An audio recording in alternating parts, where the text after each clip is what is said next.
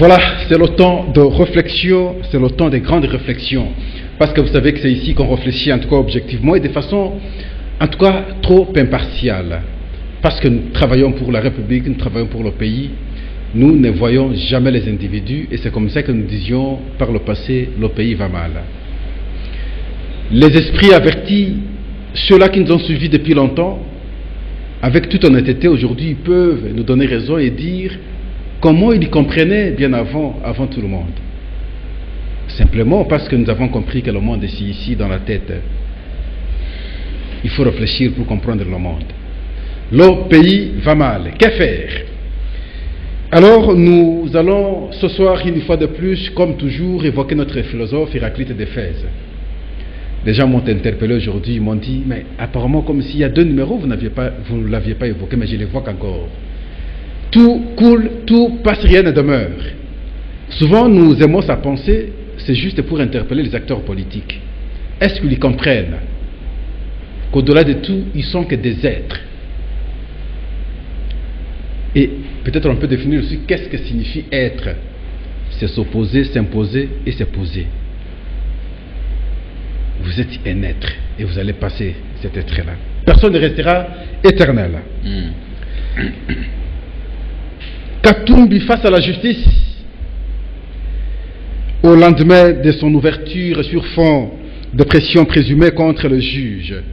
Le procès en appel de Moïse Katumbi, dont l'affaire de spoliation a été transférée ce jeudi à la Cour constitutionnelle de la République démocratique du Congo, seule instance compétente pour examiner l'exception de l'inconstitutionnalité soulevée par la défense.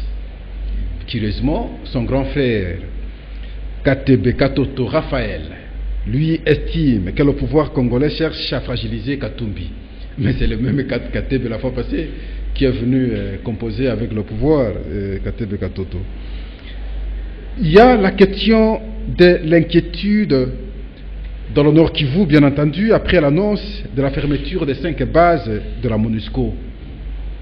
Une annonce est faite depuis ce mercredi, hier alors, et cette fermeture interviendra à la fin du mois en cours. Et maintenant, la responsabilité aux autorités congolaises, ceux-là qui voulaient la fois passée que la MONUSCO parte maintenant, elle commence à annoncer le départ.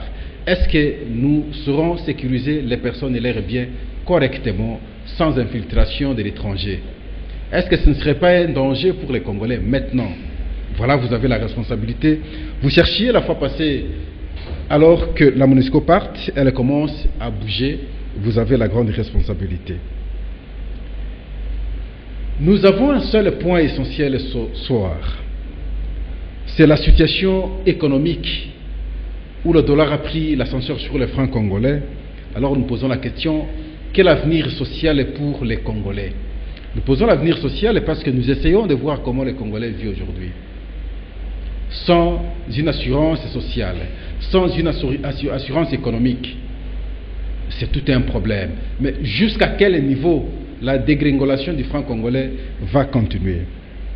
Et le gouvernement promet aux agents un ajustement au mois d'août.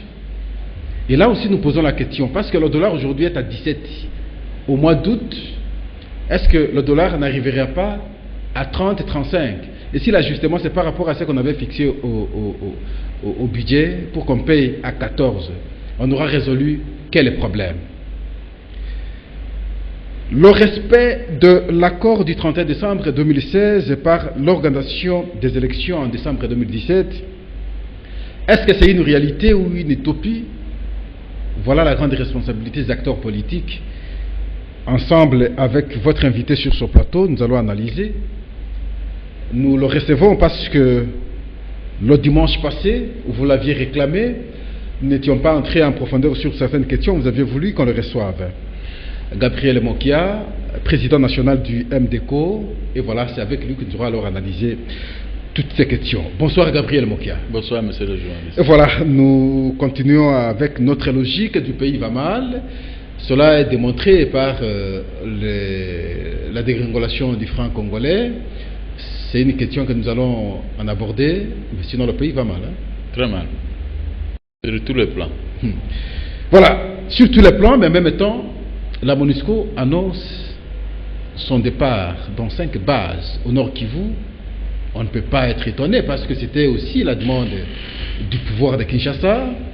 Et pour la population, c'est vraiment une inquiétude. La peur commence à buter les gens. Ils se disent, est-ce que nous serons dans la paix? Est-ce que nous n'allons pas encore connaître des infiltrations des éléments d'autres pays? Les infiltrations, non. Nous serions envahis par les Rwanda, Ouganda et Burundi. On sera envahis carrément et l'exploitation va se faire à bras ouverts.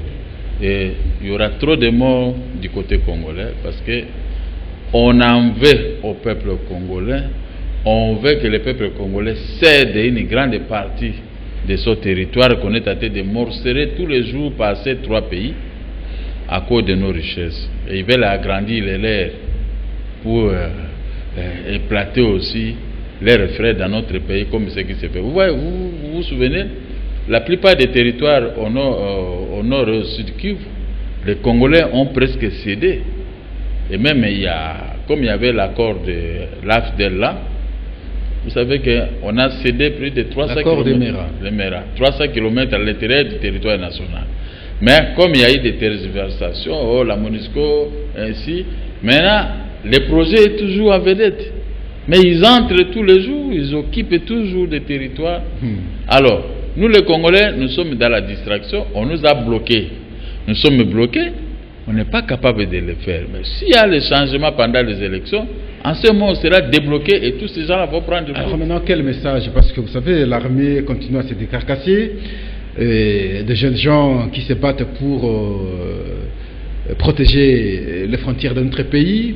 La police en même temps ne dort pas. Alors maintenant, quel message maintenant que la MONUSCO... Les Maïmaï aussi défendent la patrie. Les Maïmaï aussi... Un message d'encouragement maintenant. Un message d'encouragement, l'armée doit se battre. Mais s'il y a une complicité, on va que perdre nos vaillants combattants.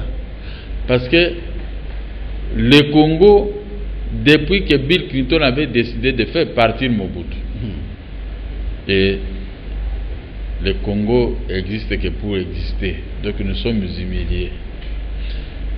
J'ai fondé mon espoir sur la MONUC et sur la MONUSCO. Et comme vous venez de souligner que la MONUSCO va libérer presque 5 barres, c'est la mort pour nous. Si la MONUSCO peut réfléchir de ne pas faire un cadeau au peuple rwandais ou ougandais, de nous prendre en étau immédiatement. 3 armées pour occuper la RDC, c'est très grave, malgré notre force. Et la MONUSCO doit d'abord attendre les élections, l'issue des élections dans notre pays. En ce moment, ça n'a pas de ce qu'il y aura un changement. Mais c'était la demande des Congolais, la demande des autorités congolaises qui voulaient que l'effectif soit réduit. Non. Et si la MONUSCO commence à bouger, pourquoi vous devez réduire? Réduite pourquoi? Pour quelle raison? Parce que malgré la présence de la MONUSCO dans notre pays, il y a toujours des éjections, il y a toujours des infiltrations, il y a toujours des tueries. Maintenant, si la MONUSCO pouvait libérer à la demande de X, mais c'est fini pour le Congo et les Congolais. La MONUSCO, je demande à Maman de bien réfléchir.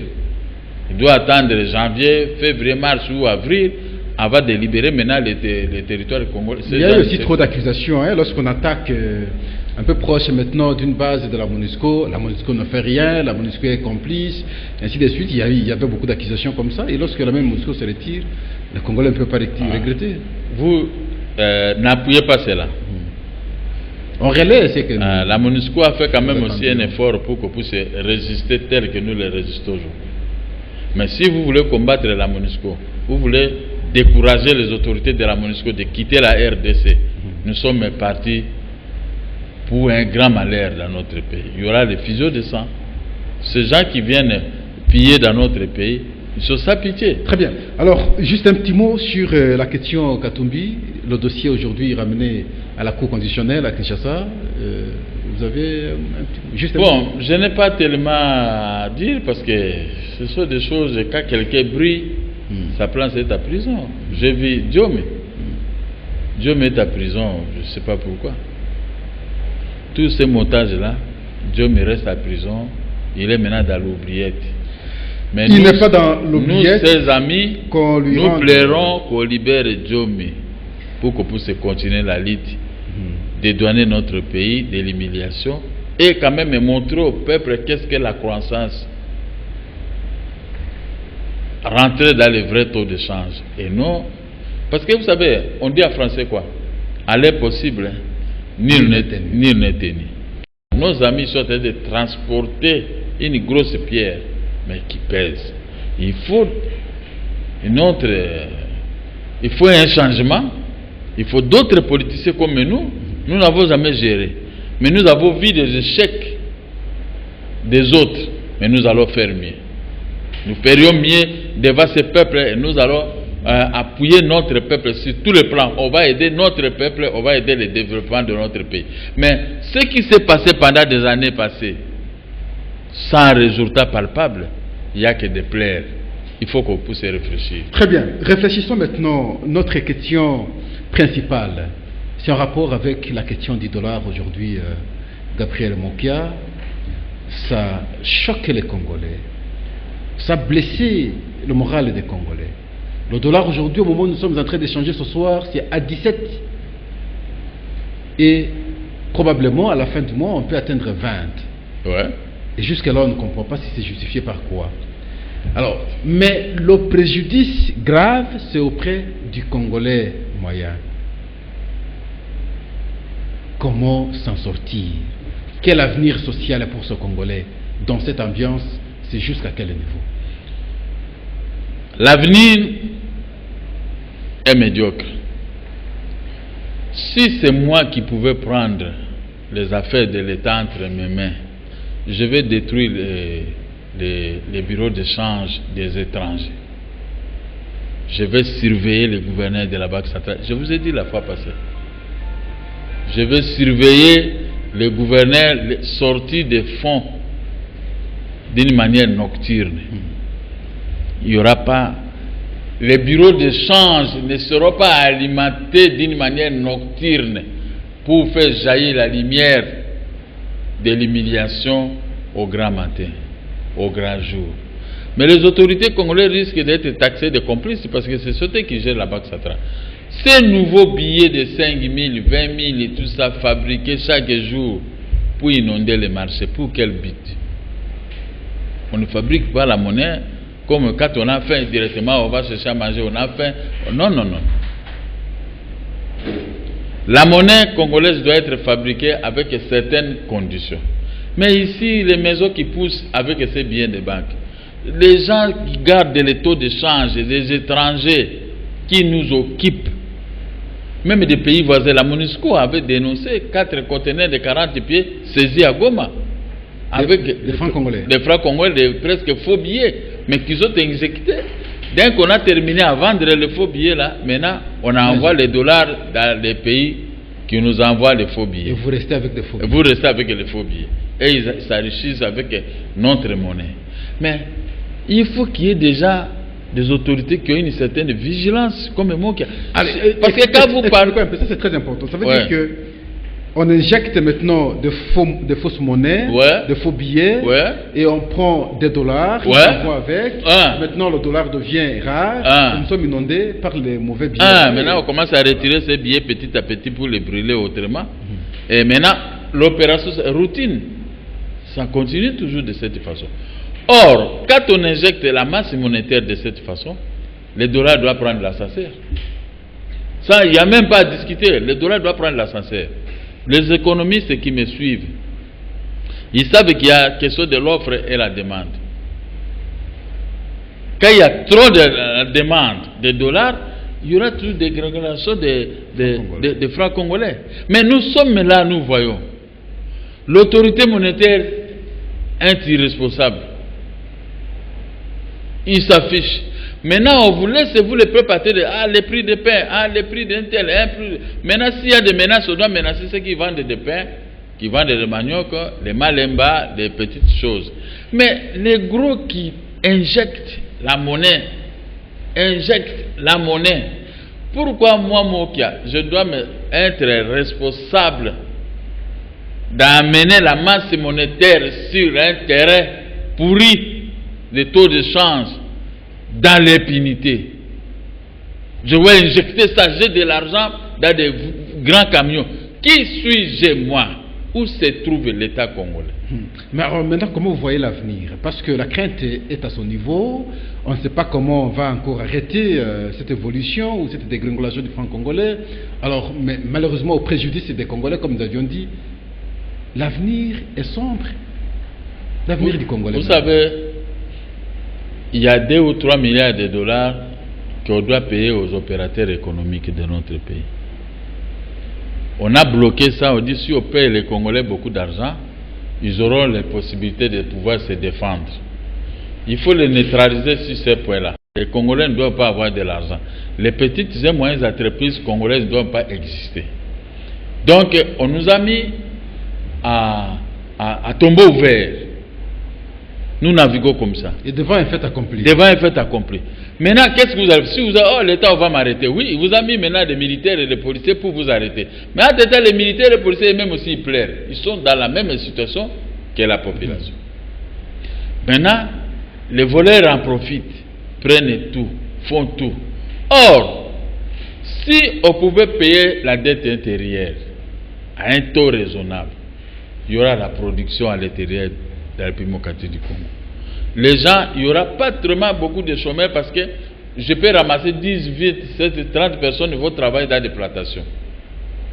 Dans les écritures, les gens qui n'ont pas de licence et qui n'ont pas de ceci, il faut se donner à cette certaine culture de travailler ici, c'est là, et la production va atteindre les centres de consommation. Le surplus doit être exporté pour qu'on puisse attendre le retour des dollars dans notre pays. Vous comprenez? Le taux de change ne va pas bouger. Parce que les produits que nous cherchons à l'exportation, si ces produits sont produits ici chez nous, on ne doit plus faire sortir beaucoup de dollars pour envoyer ça à l'étranger. Mais or, ces opérations n'existent pas.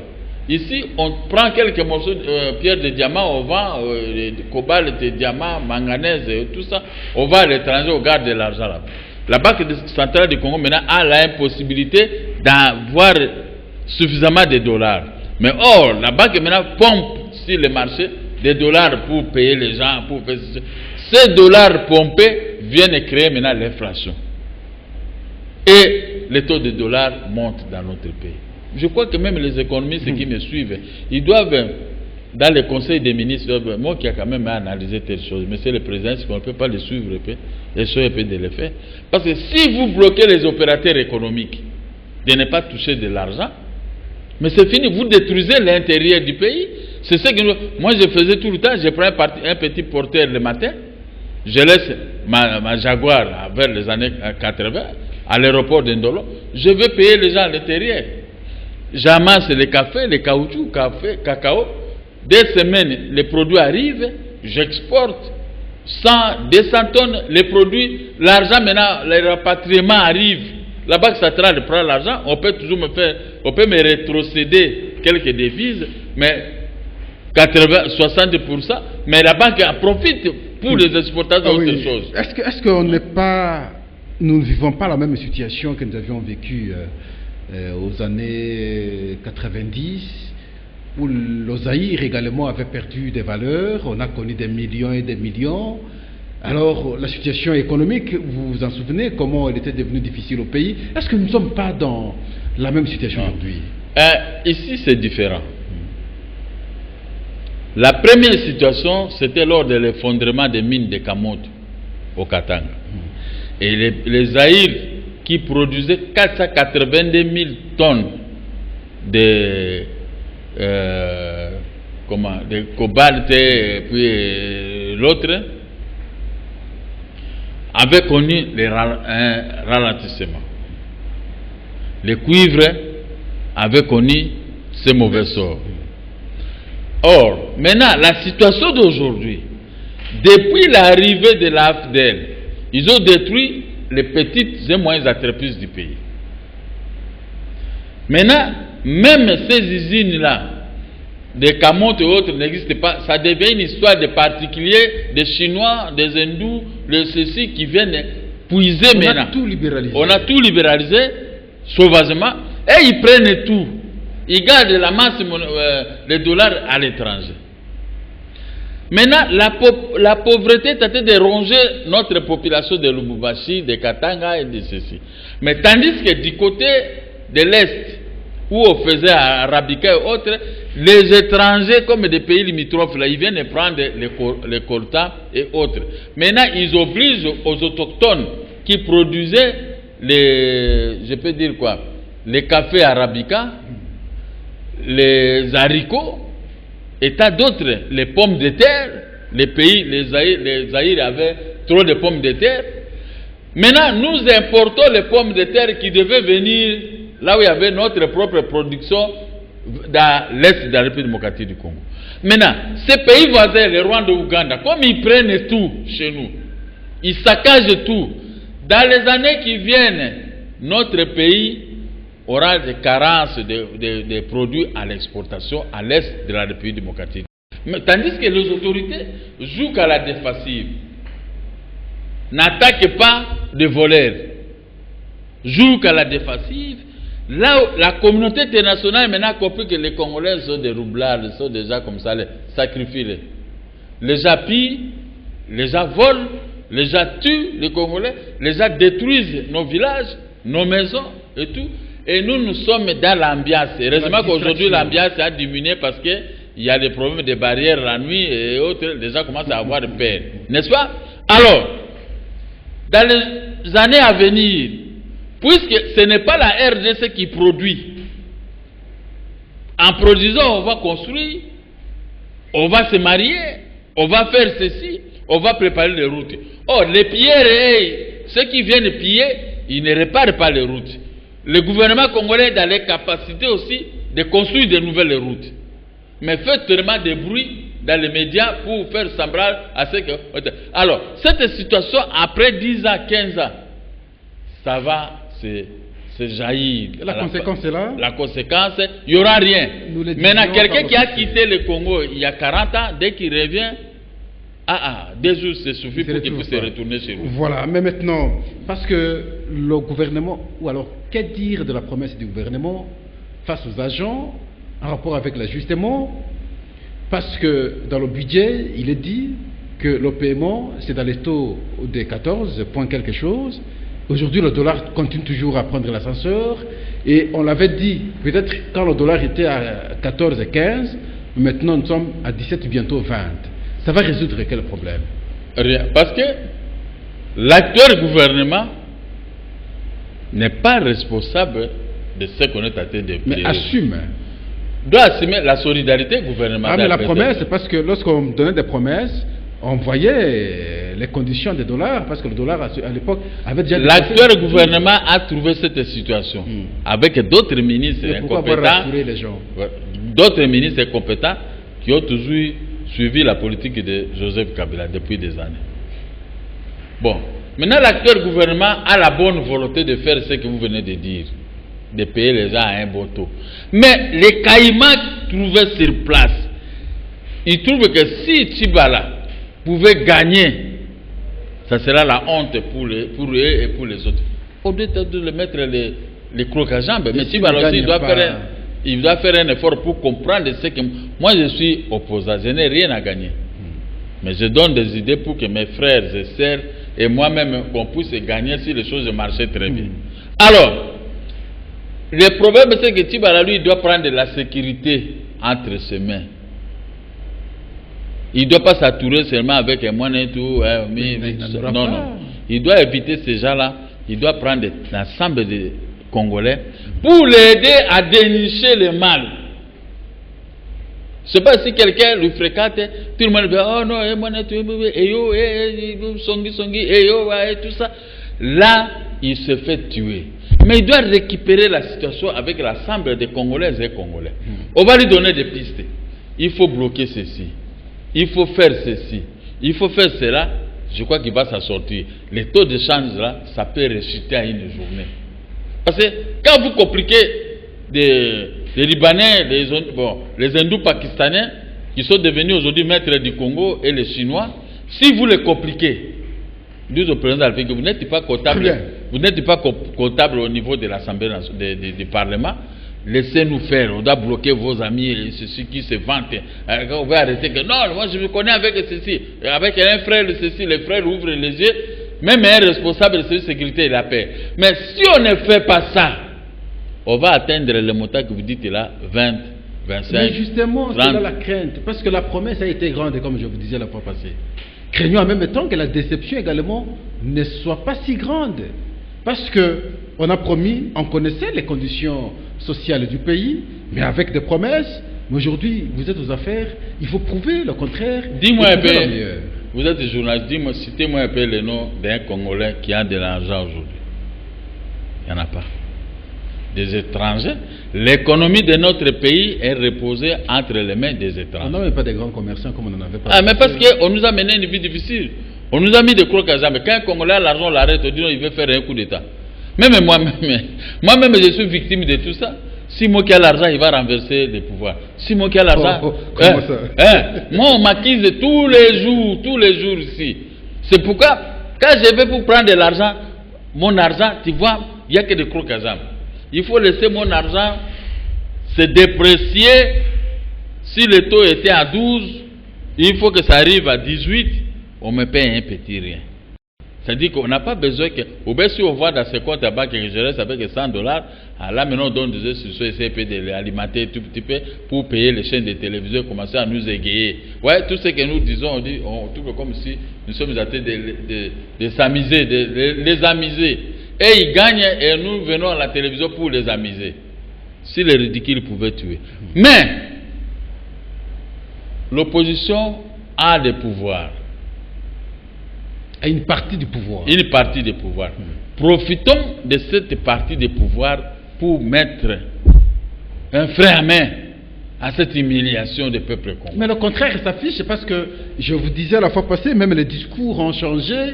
Est-ce qu'avec la même opposition, vous pensez qu'il y aura quelque chose de bien pour l'intérêt de la nation? Ceux qui ont changé le discours, c'est de leur droit. Mais moi qui reste la même personne. Ne croyez pas que quand j'ai fréquenté Tchibala, j'ai parti. Non, rien du tout. Au contraire, même là, on m'a combattu. Nous avons laissé. Tchibala, faites tout travail, amenez-nous aux élections. Parce que si on commence à les fréquenter, on risque même de nous tuer. Parce que quand on va dire au Premier ministre, moi qui ai été injurié, c'est-à-dire qu'on ne veut même pas qu'on puisse lui donner de bonnes idées. Il doit continuer avec des idées archaïques qui ont mis le pays à genoux.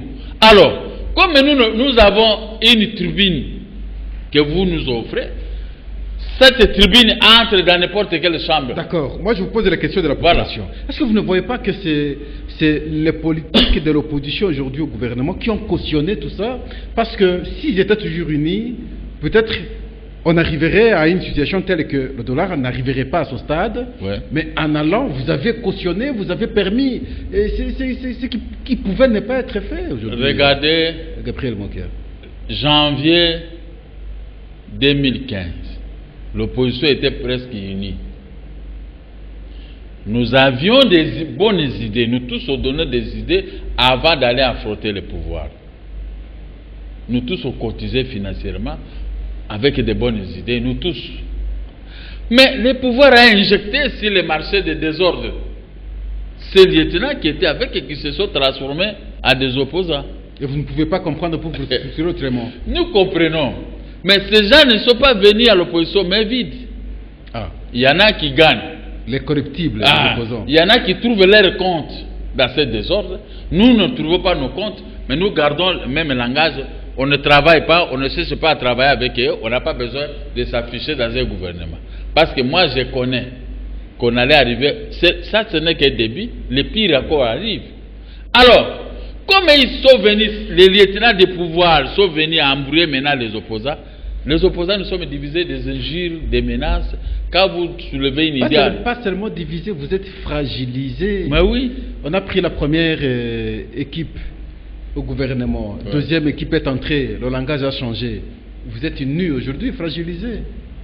Ils sont nuls, mais nous ne sommes pas nuls. Seulement parce que nous sommes limités avec des moyens. Quand Dieu donne, il vous envoie dans un travail, il vous donne aussi les provisions. Il a donné, le gouvernement les a donné des provisions pour diviser l'opposition. Mais nous n'avons pas les provisions. Notre provision allait provenir de notre peuple ou des cotisations.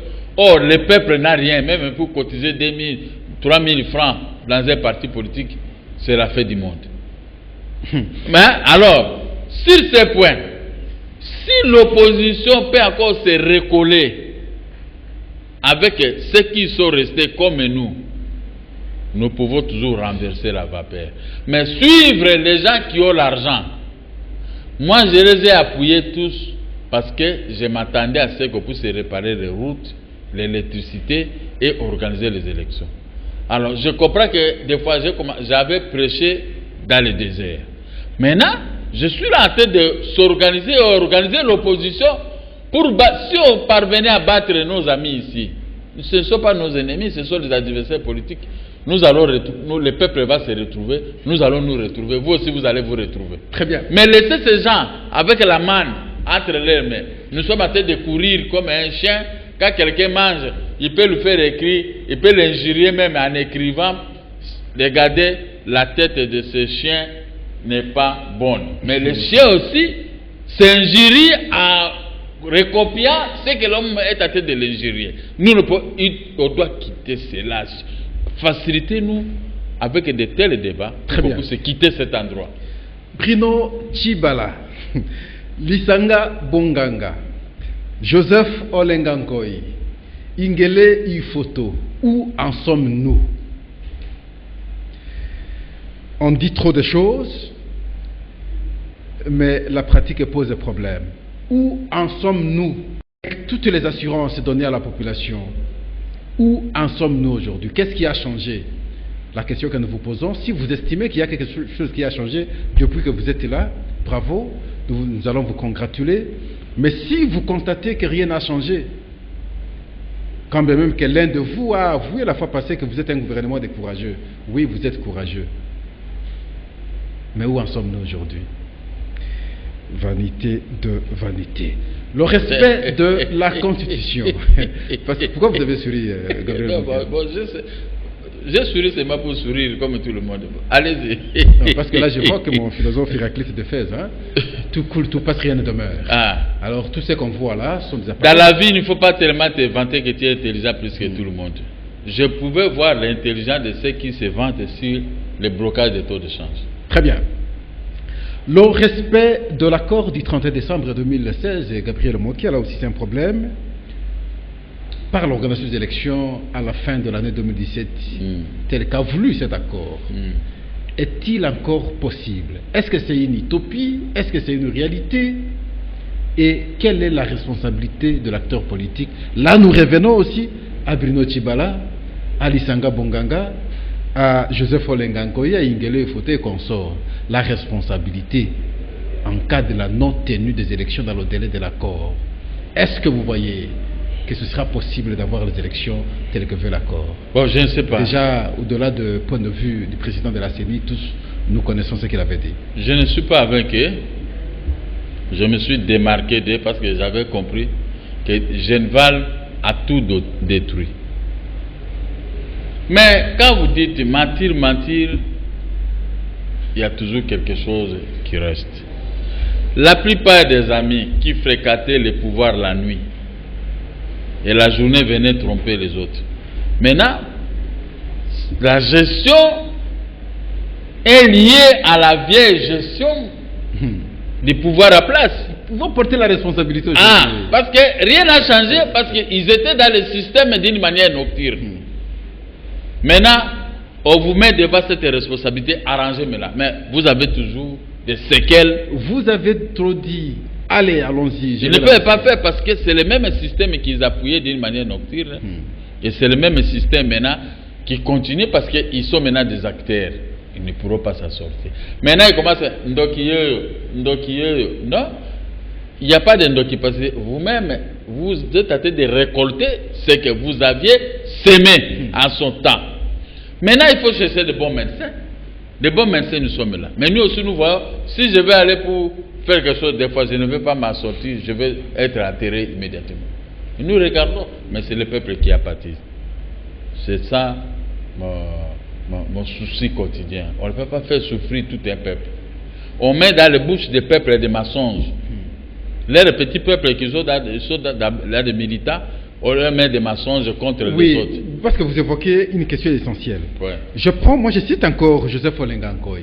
C'est lui, il disait, en tout cas, autant Bruno Tshibale qu'on sort. 2 mois, 3 mois, c'est suffisant pour connaître les élections. Mais devant ces militants des FONUS, il tient un discours, il dit, il est techniquement difficile d'avoir des élections en décembre. Nanga a raison, alors il faut qu'on dépasse la date qu'on voit après 2017, avoir les élections. On l'a hué. On l'a hué, et on a compris que le langage a changé. Mais hier, vous étiez si dur, parce que c'est les autres qui géraient. Aujourd'hui, vous gérez, vous n'êtes plus dur, vous devenez maintenant réconciliant. Vous Comment savez, comprendre ça? Je félicite Paul Mukandila, le représentant de mon parti en France, et Baudry, le représentant d'IMDECO en Allemagne. Ces 2 jeunes gens m'ont appuyé. En son temps, j'ai combattu seul contre tous. On m'a insulté, on m'a injurié. Maintenant, les injures, qui peut encore m'injurer? On a cessé de m'injurer car la situation a commencé à s'empirer. Je félicite, je dis bravo à nos hommes, à nos représentants à l'étranger. Il n'y a que eux qui combattaient pour moi en Europe. Maintenant, ici, au Congo, tous ces gens-là qui criaient, je les avais dit, les négociations de Mongaliema peuvent aboutir à un bon résultat. Parce qu'il y a eu un chrono que lui-même, Nanga ici, qui a changé, il avait dit, dans 14 mois, tout sera terminé. On peut ajouter encore 1 mois pour pouvoir organiser les élections. Mais maintenant, quand ils ont refusé de rejoindre Mongaliema, ils ont créé les bouillabaisse qu'on a créé pour faire l'accord 31. Maintenant, qui a raison, qui a tort? Je crois que c'est Mongaliema qui a raison. Regardez aujourd'hui la situation. Tous ces ministres qui sont là, qui ont la bonne gestion comme des finances et autres, les adjoints, ce sont des ministres des gouvernements passés, inamovibles, dans le mal. Restez là, Bakoliana. Mais c'est ça, tout comme Koliana, nous peuple, maintenant comme ça. Moi je sors tête haute, c'est le seul politicien. Ma position me permettait de briguer n'importe quel poste. Mais vous voyez, un pied dedans, un pied dehors. Je n'ai pas. Non, il ne faut pas tenir ce genre de discours. Je n'ai jamais été un pied dedans, un pied dehors. Même s'ils m'étaient accédé aujourd'hui à la primature, je vais les appuyer. J'appuie tout ce monde-là qui gère la primature pour l'organisation des élections et la bonne gestion. Mais malgré, elle est possible ni ne tenir. Je pousse. Je parle bien, je récolte des injures, mais la faiblesse s'acquise quelque part. Mais vous, un pied dedans, un pied, qu'est-ce que moi j'ai gagné? Bruno Tshibale est là, il m'a donné quoi? Il faut lui poser la question. Je n'ai rien, même pas un poste, donc rien. Ça dit que je veux qu'il me donne quoi?